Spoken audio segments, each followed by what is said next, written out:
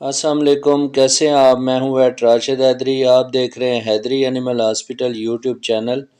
حیدری animal hospital YouTube channel میں خوش آمدید۔ امید کرتا ہوں ذمہ دار بھائی اور شوقین حضرات سب خیریت سے ہوں گے اور اللہ تعالیٰ کی رحمتوں کے سائے میں ہوں گے۔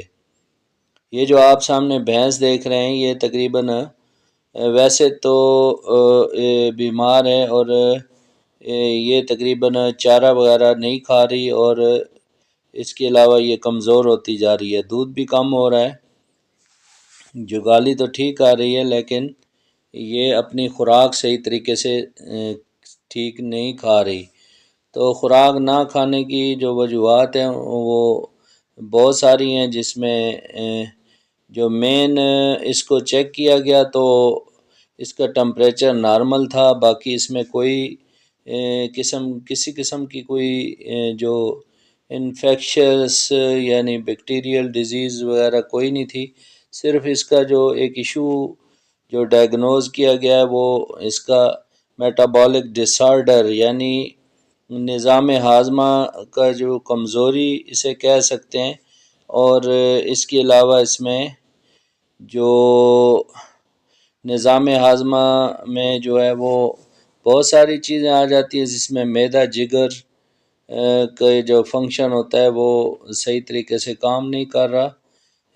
یہ میٹابولک ڈس آرڈر جو ہے وہ اس کی وجہ سے یہ اپنا پوری فیڈ نہیں کھا رہی اور اسی وجہ سے کمزور بھی ہو رہی ہے اور دودھ میں بھی کمی ہو رہی ہے۔ تو اس کے پیچھے ہم نے مالکان سے ہسٹری لی تو وہ اس کو روایتی خوراک دے رہے تھے، جس میں ٹکڑے کھل اور دلیے کی بہت زیادہ مقدار تھی، وہ اس کو کھلا رہے تھے، جس کی وجہ سے یہ جانور جو ہے وہ اس میں ایسیڈیوسز کے جو چانسز ہونے کے ساتھ ساتھ اس میں جو میٹابولک ڈس آرڈر کا جو ایشو ہے وہ آ رہا تھا۔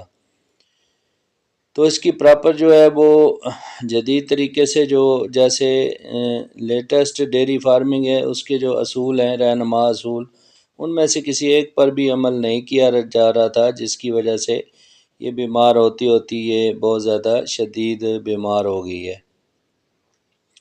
تو اس میں سب سے پہلے ہم نے ان کو تجویز کیا ڈیورمنگ میں لیوو آکس، اس کو 150 ml ہم نے تجویز کیا۔ اس کے علاوہ اس میں لیور ٹونک ہیپاویٹ 50 ml روزانہ، اور اس کے علاوہ اس کو جو منرل ہے ویٹا آئی پاور پاؤڈر منرل اس کو بتایا گیا۔ اس کے علاوہ میٹھا سوڈا 50 گرام خوراک میں ڈالنا ہے۔ اس کے علاوہ اس کو یسٹ اور ٹاکسن بائنڈر 10 گرام روزانہ۔ یہ ساری چیزیں ہم نے تجویز کی کہ یہ اس کی خوراک میں شامل کی جائیں، اور اس کے علاوہ اس کو جو ابھی ہم نے انجیکشن لیور ٹونک لگایا، اس کے بعد multi vitamin amino acid electrolytes لگائے گئے، اور اس کے علاوہ اس کو جو اینٹی الرجک انجیکشن ہے وہ بھی لگایا گیا۔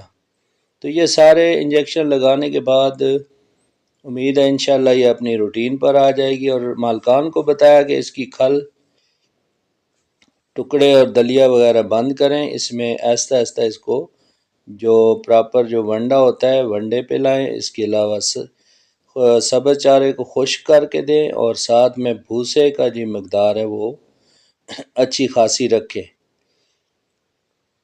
تو روایت سے نکلیں اور جدید ڈیری فارمنگ اپنائیں۔ تو مالکان نے حامی بری اور اس کے بعد انہوں نے علاج شروع کیا، اور الحمدللہ اس کے خاطر خواہ اچھے رزلٹ ملے۔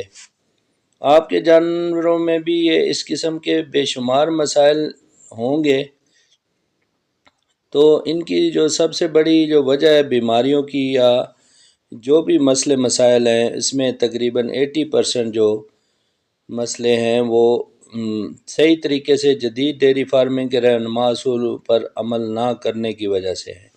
تو تمام جو ڈیری فارم حضرات ہیں یا ذمہ دار اور شوقین حضرات ہیں، ان سے گزارش ہے کہ اپنے جانوروں کو، آپ کے جانور 5 ہیں 50 ہیں یا 500 ہیں، ان کو جدید ڈیری فارمنگ کے رہنما اصولوں پر چلائیں۔ امید ہے ناظرین آج کی ویڈیو پسند آئی ہوگی۔ اجازت چاہتا ہوں، اللہ حافظ۔